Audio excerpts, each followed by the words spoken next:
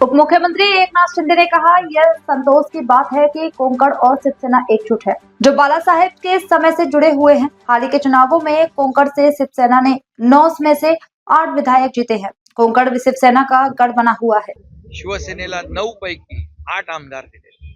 त्यामुळे कोकण हा शिवसेनेचा बालेकिल्ला आहे आणि